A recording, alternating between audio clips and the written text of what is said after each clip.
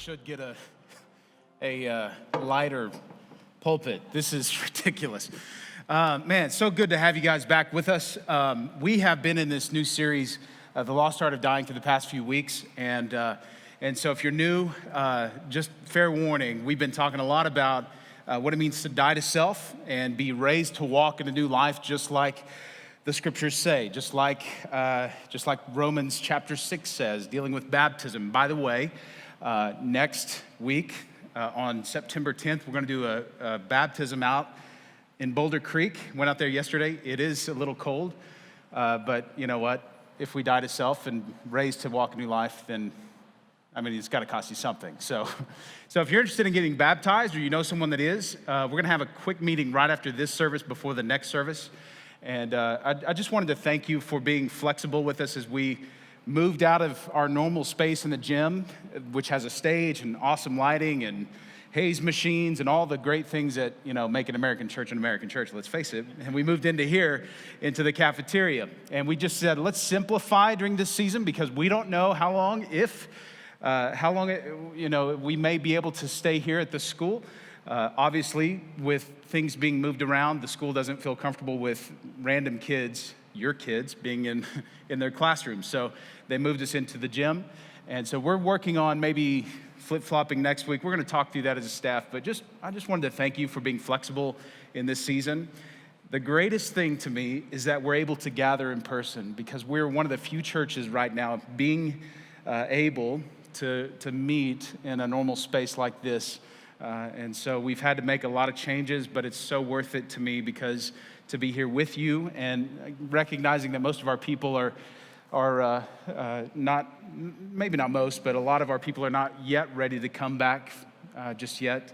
But we're still seeing great things happen. God is still moving in the midst of this. And that reminds me, what I've been saying through this whole series is that this was never a surprise to God. Everything that we've seen in this election year was not a surprise to God. COVID, riots, all of that stuff. Not a surprise. So with that in mind, if God knew that and he created you to live in a time such as this, what is his purpose? And that's really where I want to stay in that mindset today as we unfold yet another passage and look through John 15. We're going to be looking at John 15, the vine and the branches. I love this passage. We've talked about it before, but I really want to walk through this again because I think in this season, the Lord may be pruning a lot out of your life. There's probably a lot more that he still wants to prune out of you. And so with that in mind, let's come to this passage this morning with that mindset. God, what do you want? Because this is no longer my life, this is your life. I met with a guy this week over coffee, brand new believer, just talking about some of these things, what it means to die to self. When we prayed to receive Jesus, even at the age of 9, when I prayed to receive Christ, I knew that I was giving up the old life. And for a 9-year-old, it's not like I had these huge sins, but still, sin is sin. I had lied, I had stolen, so by my own admission, I was a liar and a thief. And Scripture says that is enough to keep me separated from God from all eternity. And so when I prayed to receive Christ as a young boy, I knew what I was giving up. I knew what he was calling me to. But it wasn't until later in life that I fully realized and fully appreciated what it meant to die to self. And sometimes when God prunes some of this dead stuff out of my life, it's painful. It's hard. And I just want you to be mindful of that because anything worth having usually involves pain, sacrifice, right? We see this. We're going to see this today in this passage, but I just love this passage because it calls us to something greater. Now, you got to keep in mind, we come to this passage the night before Jesus is to be betrayed by Judas in the Garden of Gethsemane. He's going to be falsely accused, had a mock trial. It was totally illegal what the religious leaders did to Jesus. They arrested him. They kept him overnight in this dungeon. And I've actually been there in Jerusalem. This dungeon, it was in the chief priest's house. It's just a hole in the ground is all it is. There's no light down there. There's nothing. It's just rock. It's hewn out of rock, basically.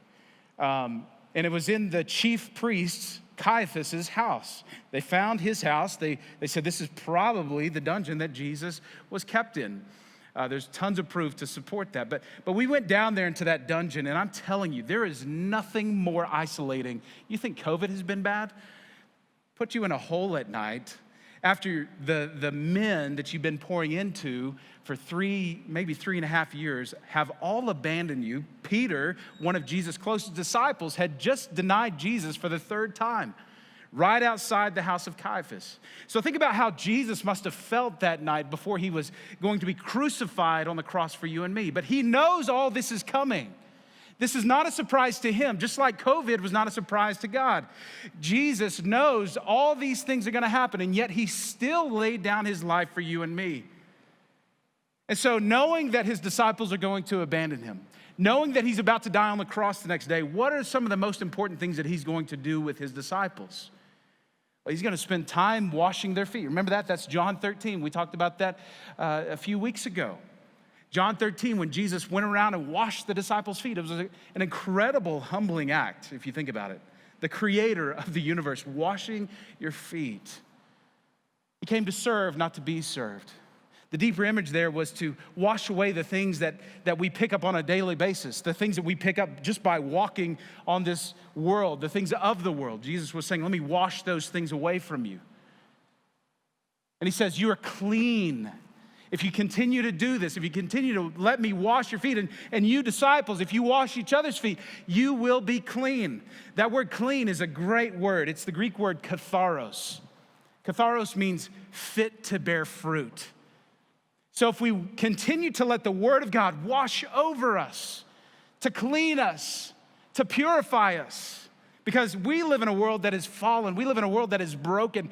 Every day I'm picking up things of the world. Every day I'm picking up things that are of the world and not of God. And that's the image there that John 13 gives us. And he says, if you continue to do this, you will be clean. You'll be pruned is a better word for that. You are fit to bear fruit is what it means. We see that word again in this passage, but this is what Jesus does. He spends time with his disciples, celebrates the Passover meal, washes the disciples' feet, and then he tells them this story, this parable. I love this. Verse 1, John 15, verse 1, it says, Jesus says, I am the true vine, and my Father is the gardener. He cuts off every branch of me that bears no fruit, while every branch that does bear fruit, he prunes so that it will be even more fruitful. Now, I'm reading out of the New International Version, the NIV, the joke that I like to tell. It's totally a dad joke. You're welcome to steal it, dads.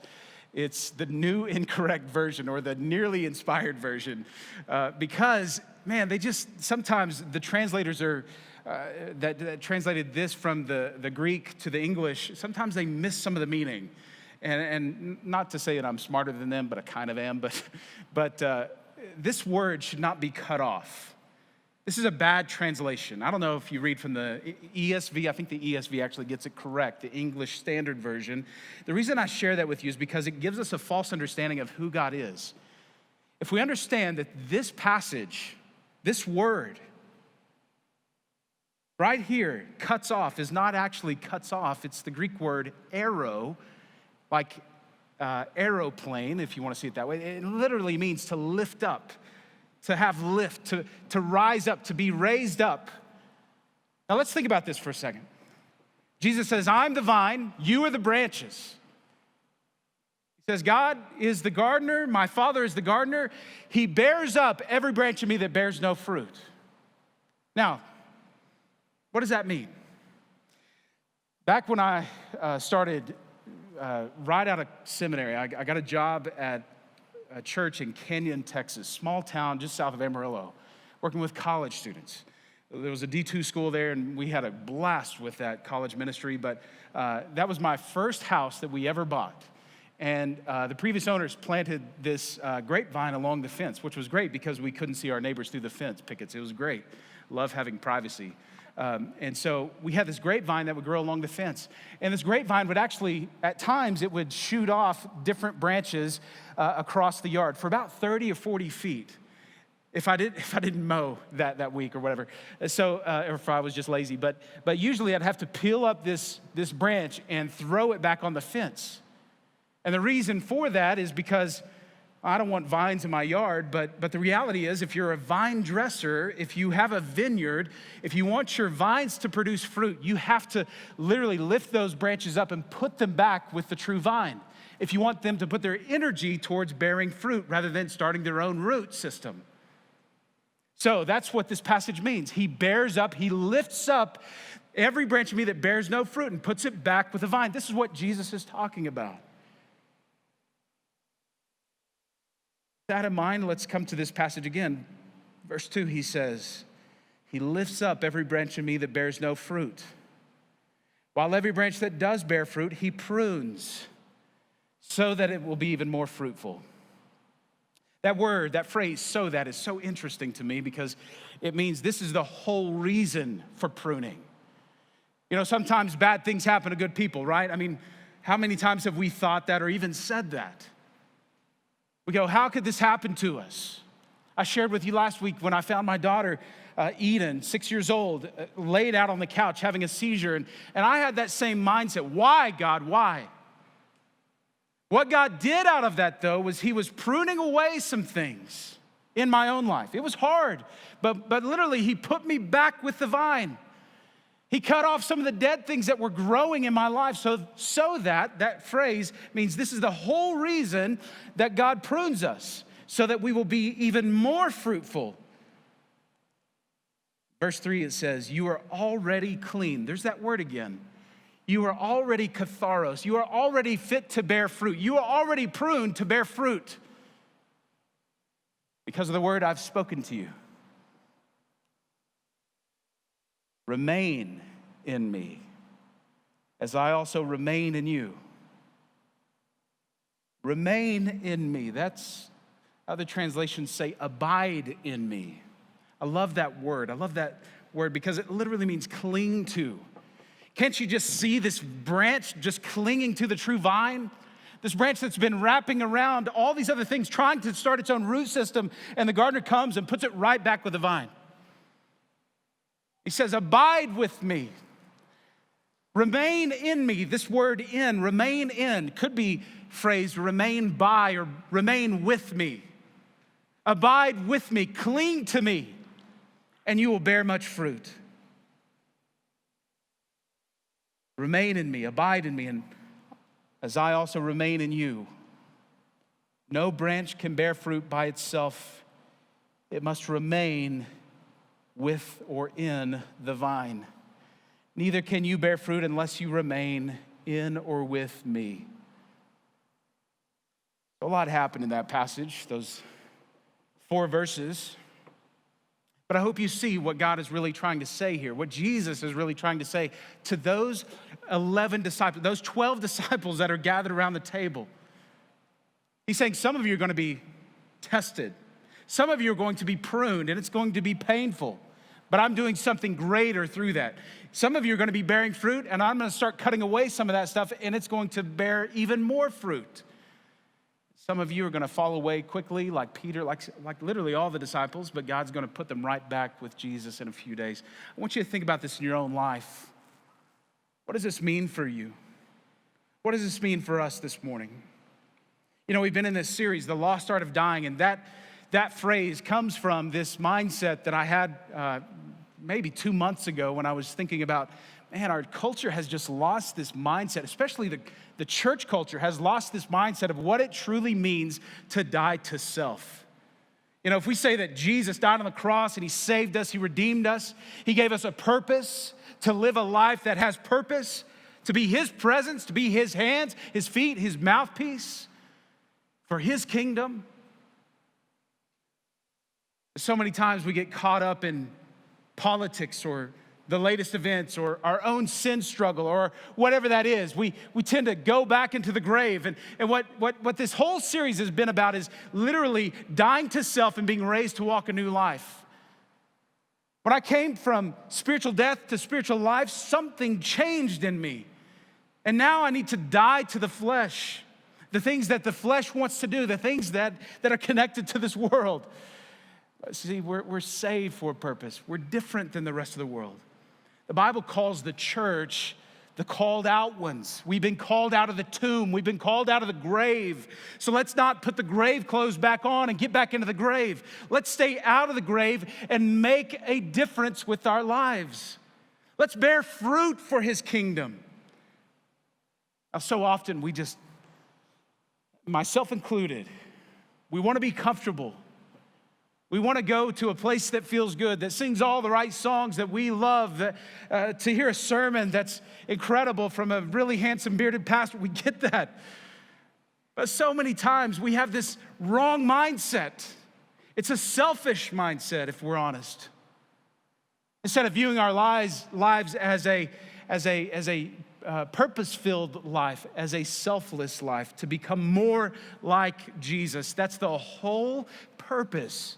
The entire reason that God put his Holy Spirit in you. His Holy Spirit. That which raised Jesus from the dead. We've talked about Jesus' resurrection. It was a powerful moment. He was in the tomb one moment, outside the tomb the next moment. He has a body that will never die again. Lazarus, that was raised from the dead, actually died again. So this is a different resurrection. It was such a powerful resurrection. And that same power now lives in me. Think about that for a moment. That power that raised Jesus from the dead, gave him a new body, raised him to life, now lives in me. And that same Spirit, what he's doing is pruning. What he's doing is helping us become more and more like Jesus, convicting us of sin. I met with a couple recently for marriage counseling, new believers. And I confronted them on a couple of things. It's so hard for me because I love people. I don't want to hurt the relationship, but I care so deeply about their first year of marriage, their second year of marriage, their first 10 years of marriage, that I said, there's some things that I think you need to pray about doing. And I confronted them. It was so awkward, so awkward. I hate talking about this stuff with people, but I just felt so compelled to, because I love them so much, that my relationship with them, it mattered so much that I put my relationship with them on the front lines. And as I confronted them in some things, they said, you know what, we've been feeling that conviction. And I was like, thank God, because I'm not in this fight alone. That conviction that they were feeling was the Spirit inside them, saying, I'm not okay with you taking this which is now holy into an unholy situation. Take that into your own lives. Anytime that we feel that conviction, it's not that God's disappointed. He's like, why did I die for you? It's like, no, I want you to become more like Jesus so that you can make an eternal impact with your life, with those that are around you. Remain in me. Verse 5, he continues on. He says, I am the vine, just in case you missed it. I am the vine, you are the branches. If you remain in me and I in you, you will bear much fruit. Apart from me, you can do nothing. Remain in me. He's like, don't you get it? I'm the true vine. I'm the source of all life, all fruit. If you remain in me, if you remain with me, you will bear much fruit. He says, apart from me, you can do nothing. He says, you are the branches. All you got, it's so simple.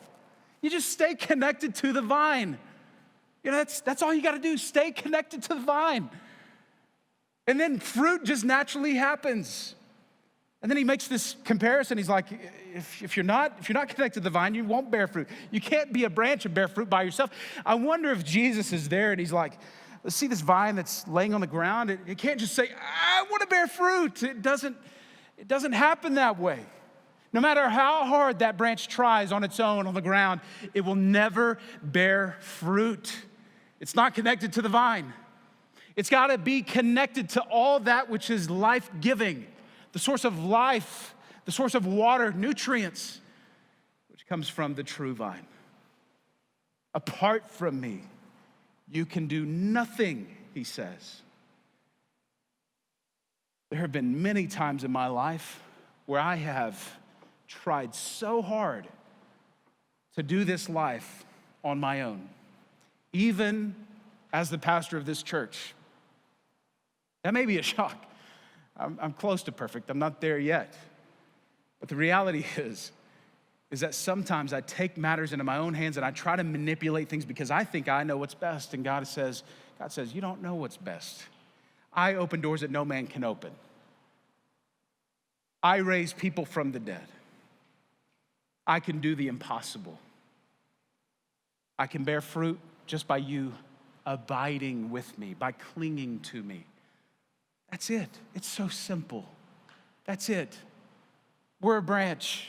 We're not the vine. We're a branch. He continues on and he says, if you do not remain in me, you are like a branch that is thrown away and withers. Such branches are picked up and thrown into the fire and burned. Now, this isn't saying that you will be thrown into hell. This is not what Jesus is saying. These are his disciples.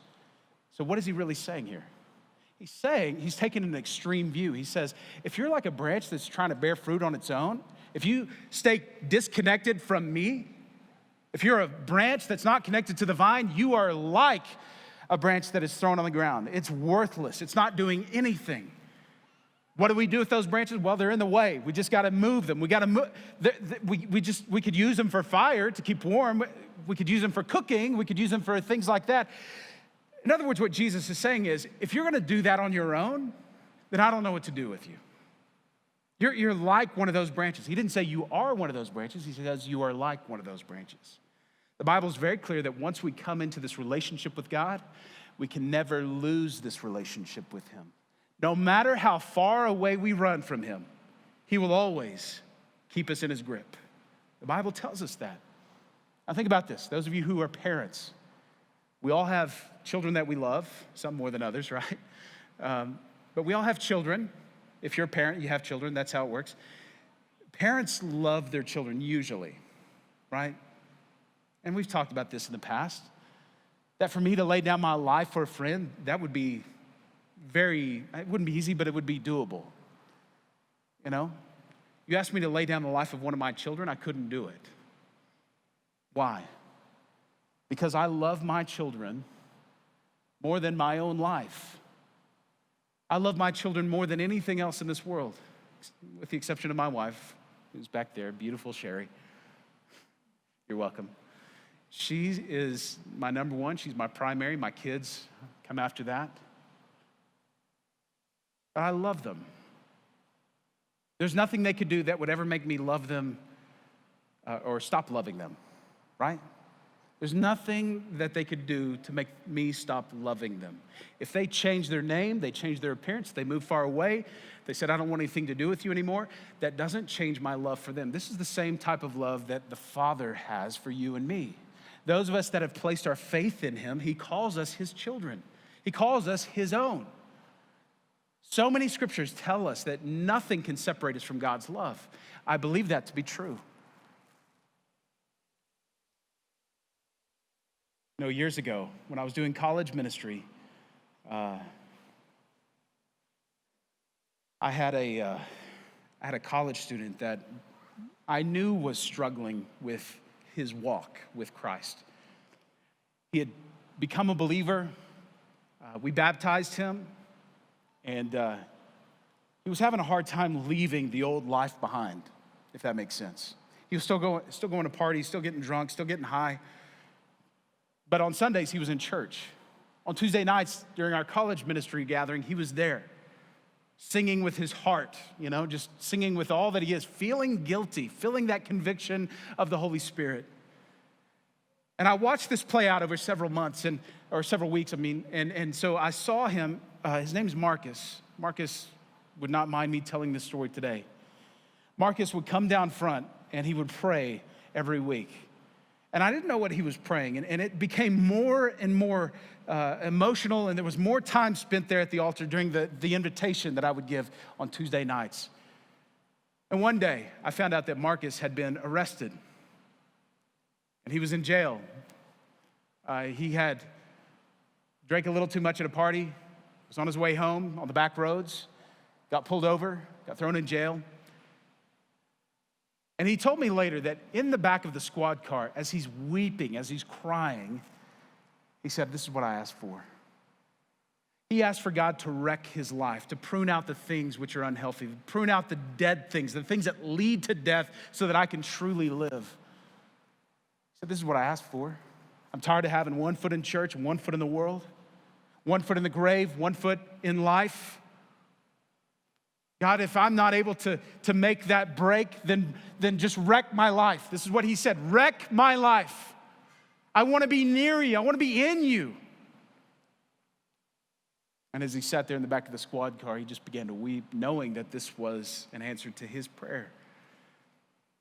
It was a hard season breaking away, but that was the final break. More to that story that's an incredible testimony. But just to wrap that up, he was radically changed after that. He became a leader in his church. After he got married, after college, he's now a leader of a Bible study in his church. He and his wife are very active in their church today. He's got kids of his own, and he's walking with the Lord. Sometimes pruning out those things which are unhealthy or unfruitful, they're painful, they're costly, and maybe they should be. Because God gave everything for you and me.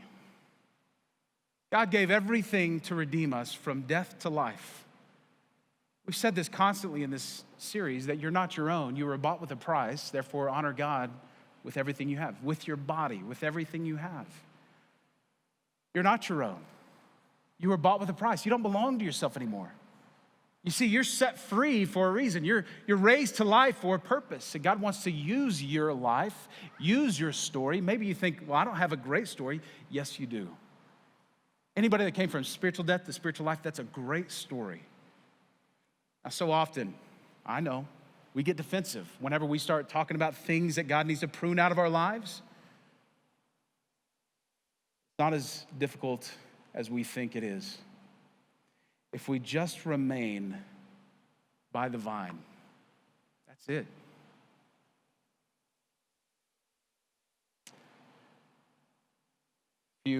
Last week, if you were here, we walked through this. I wanted to walk through it one more time because I know some of our people weren't here. We have this 5% life. It should be the next slide on the thing. I want you to see this. Last year, we launched this 5% life. This is a great starting point for those of you who are ready to start walking every day with the Lord. This is a great starting point for you. This is not, when you've done all 5%, this is not saying that you've arrived by any stretch of the imagination. This is just a great starting point. And so we came up with this. We wanted you to have some sort of a pathway. And so 1%, here it is, 5% life, following Jesus. 1% of your day, approximately 15 minutes of God time daily. Now that's 1% of your day. This is how we abide by him. Just spending time with him. Any good relationship flourishes with time. If I never took my wife on a date, it wouldn't flourish. Our relationship, our marriage would not flourish. My kids' relationship, sometimes I'll take them on daddy-daughter dates. Avery is now wanting to climb 14ers. That is so ridiculous. That is not a date. That is torture. But she loves it, and so I spend time with her. God is no different. Spend 1% of your day, 15 minutes. That's easy. A great place to start would be one of the Gospels. I always tell men that I'm meeting with, if you want to start reading Scripture, read James. James is a great book to start in. The first part of James says, consider it pure joy when you face trials of many kinds, because you know that the testing of your faith develops perseverance. You see, when you die to self, it actually becomes easier to face those trials and battles. It becomes easier, and we can have joy in those seasons. Next thing is 1% of your week, approximately an hour and a half in gathered time weekly. That's church right here. Commit to coming to church. Commit your family to coming to church. We got a great kids ministry doing great things in this room next door. Next thing is 1% of your month, approximately 7 hours in group time consistently. September 20th, we're launching our community groups again. It's going to be a great season as we launch our community groups. We got several new groups, many with childcare now. And so don't worry about that. Kids will actually have their own small group while we adults have our own small group. So it's a good twofer there. So, and then the last one is 2% of your year. 2% of your year, approximately 7 days in go time annually. This means going on mission. Mission trips may be locally. They may be across the state. They may be in Boulder in the church plant that we're helping to support there. They may be overseas. We're going to take some overseas mission trips this year. Would love to have you join us in that. So again, that's the 5% life. 1% of your day in God time, 1% of your week in gathered time, 1% of your month in group time, and 2% of your year in go time. So we have God time, gathered time, group time, go time. That's to help you realize, man, I need some goals. I do. I need some goals to set in my own life. So this is to help you find that. Listen, if you're here today and you may have heard some things about Jesus, I don't know where you are spiritually. I don't know where you are in your walk with Christ. The Bible tells us very clear that God loved us so much. I think about the love that you have for your kids. If you have kids, God loved the world so much that he gave of his only son. He gave the life of his only son. And listen to me, there's nothing that you can do. There's nothing you have ever done that could separate you from the love of God. You don't have to be afraid what is in your heart. You don't have to fear being known, because there's nothing in you that could ever be exposed that hasn't already been covered by the precious blood of Jesus. Here's what I mean by that. You're ready to say yes to following Jesus, to put your yes on the table. It's so easy. It's so easy. I met with a guy this week, a brand new believer who just prayed to receive Christ. He's dealing with a lot of shame from his past life, from his life when he was dead in Christ, spiritually dead.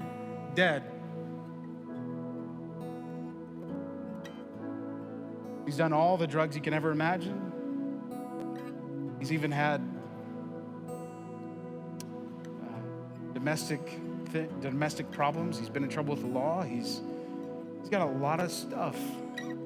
He's been clean for 3 years. He wants to make a change. He wants to make a shift in his life. He prayed to receive this free gift. The Bible says that when Jesus died on the cross, he took my sin, he took your sin, and he put it on himself. And when he died, he paid the penalty that we owed God. The Bible says that the wages of sin is death, but the gift of God is eternal life. It's a free gift. All you got to do is receive it. We don't have to work our way into heaven. There's nothing good enough that you could ever do to work your way into heaven. I want to promise you that. If you're here today and you've never prayed to receive Christ, you've never received that free gift, I want to invite you to do something that may seem a little weird. Nobody's looking around. Every eye is closed. Every head is bowed. Pray a prayer similar to this. Say, God, I know that I've been far from you, but I want to be near you. Forgive me when I've done things that have dishonored you, that have separated me from you. Father, I believe that Jesus died on the cross for me, for my sin. I believe that he died the death that I deserved. The wages of sin is death. I thank you for saving me. Thank you for loving me. Just prayed that prayer. Would you do us a favor? Would you text the word heart or see me afterwards? Text the word heart, H-E-A-R-T, to 555-888. We want to get in touch with you. We've got a free gift for you. I want to help you in this journey of following Jesus. Now listen, before we wrap this up this morning, you may have noticed below your chairs we have communion. We safely and cleanly put those out. And so that's for you if you want to take part of that. You don't have to this morning. The Bible tells us, if you don't have some, we have some right here down at the bottom of the steps. Maybe you can make your way down and grab some, or we can maybe take some up. Those that have sanitized hands, JJ, could we get some sanitized hands to take those up? And maybe if you want those, that's great. Listen, the reason we do this part, the reason we do communion, it's just fitting that we were in this passage today because Jesus did this with his disciples. The night before Jesus was crucified, he spent time with his disciples. He took some bread and he broke it. And he gave it to his disciples and he said, this is my body that's going to be broken for you. They didn't fully understand. Now we do, looking back, what Jesus was referring to. He said, this bread is my body. It's going to be broken for you. And I think what Jesus is really saying is, just as I'm going to be broken for you, I want you to be broken for me. I want you to be broken for me. And maybe that means we let him prune away some things in our lives. You want to join me this morning? You take this bread. If your heart's ready, part plastic, the top plastic part peels off. There's bread there, a little piece of bread. Jesus said, this is my body, broken for you. He says, do this in remembrance of me. Let's do that together.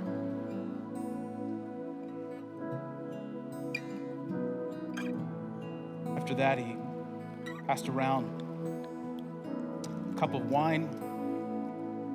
He said, this wine is the blood of the new covenant. I'm making a new way for people to get to God. That my blood will be poured out for you. And I think what Jesus is really saying is, as I'm poured out for you, will you be poured out for me? As we take this symbolic of the blood of Jesus, let's remember his sacrifice together.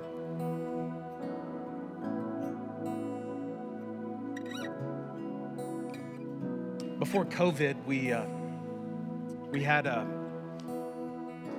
few things that we were trying to instill in the life of our church. One of those was a prayer culture, a culture of prayer. And we normally would have stations set up for you to, during this last song, to be able to stand and to go around and pray at different stations. And it was a great thing that was happening. We saw God begin to move and answer prayers. And so we're going to do that today, but you can stay in your seat. We have this on the screen, this prayer time. And before we start, I just want to lead you in this, how we're going to do this. So this is COVID-style prayer together. And so I want to encourage you to be thankful before we even start. Let's give God something great that we're grateful for. Thank God for the building that we meet in. In just a moment, I'm going to give you just a few seconds to pray over these three things. This building that we meet in is not ours, obviously. We are grateful for it, but when the school moves us around, it's not anything that we can control. So let's be grateful for the fact that we can even meet together as a 4-year-old church plant. Pray also for our new staff, Nick and Andy. Nick is our new executive pastor. Andy is our kids' associate director. And so let's just thank God for them. Andy's in there now. Nick is actually on vacation. And then let's pray for something personal, whatever you're grateful for. Maybe it's your wife, maybe it's your kids, maybe it's your family, your job. Let's pray now over these three things.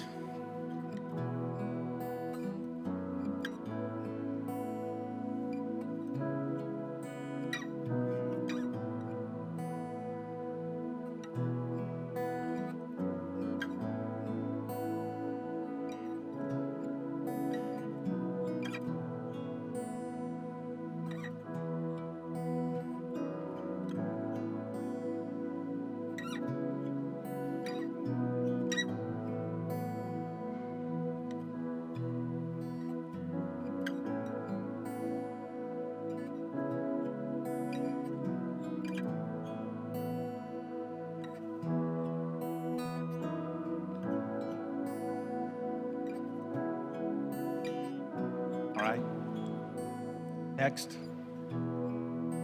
ask God to reveal your one. Now, let me explain this. Last year, before COVID, we were doing these prayer stations. We had a prayer station where you wrote down on a Sharpie, on a piece of paper, someone that is in your life that doesn't know Christ, that is not a believer, it's not a follower of his, and that was your one. We're praying for that one today. If you have a hard time thinking about who that may be, think about a coworker or a family member or a neighbor. And let's pray for them.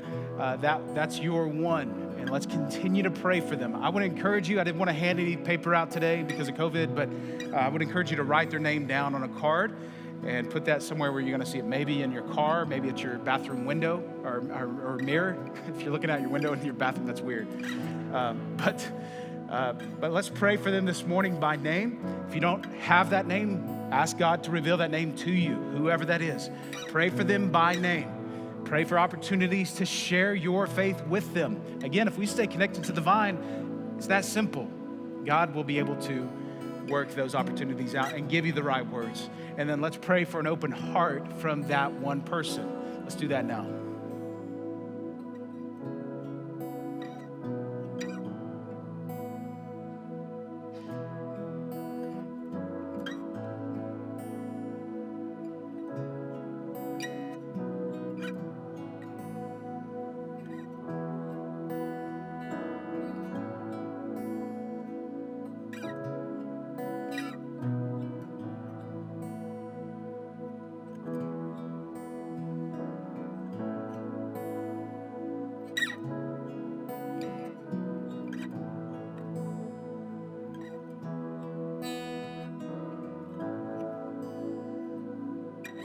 All right.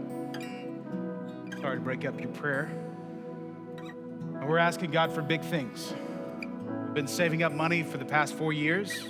God's been doing a great work in our church, but he's doing a great work even in our finances. We want to commit everything to the Lord, myself included. We give everything to him, including our finances. That doesn't mean we give all of our finances, but it means we give to him, we commit to him what he desires. So we're going to pray big things, praying for land or building up here in North Denver. This is what we're praying for. There are several opportunities that we have looked at over the years. No storefront really wants to rent to a church. So this is going to have to be a God door that he opens. Every door that we've been asking God to open, it's been slammed shut for a reason. We're not immune to that knowledge, but let's pray for the right place, that this place would be exactly what God wants for this church. The right neighborhood, the right place, the right street, the right Highway 7. Sorry, did that slip out? We want to plant somewhere up here. And so pray for the right timing and pray for God's provision in that. Let's do that now.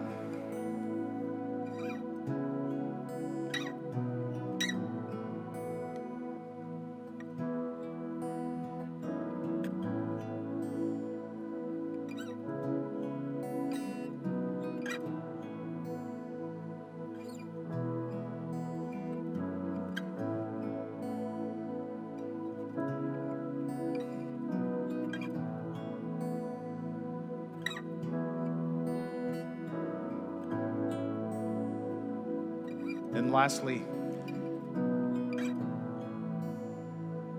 we talked about today, what are some things in your own life before we wrap up with this one song and leave for the week? Let's pray about, let's ask God to reveal in us what needs to be what needs to be pruned out of our own lives. And let's pray for these 3 things. Pray for strength in this season of pruning. Whatever God may be pruning in your life. I know it can be painful because those things are dead. Those things are not bearing fruit. Pray for wisdom. Pray that you'll be able to say no to whatever that desire is and walk with him. Let's pray for endurance. Let's do that now.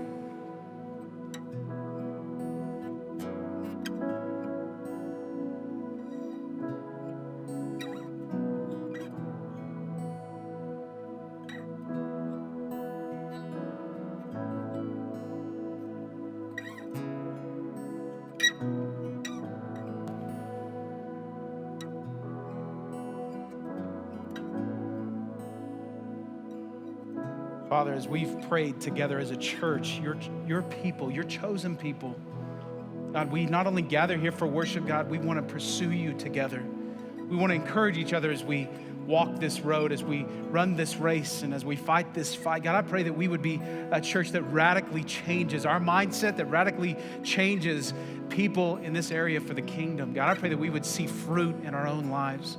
And God, that fruit, it's so easy to get caught up on the fruit of the vine. But God, the real fruit is the seed inside that fruit that goes on to bear more fruit. So Father, we want to see fruit that lasts in this place. We want to see fruit that lasts in our own lives. Father, in this season, I pray that you would prune this church, that it would be something that would be good for us in the long run. God, as we stand in this last moment and sing this last song to you, as we worship you, God, may we remember why we do what we do, why we took communion. God, help us to be broken for you. Help us to be poured out for you. Thank you for Jesus. In his name we pray. Let's stand and worship.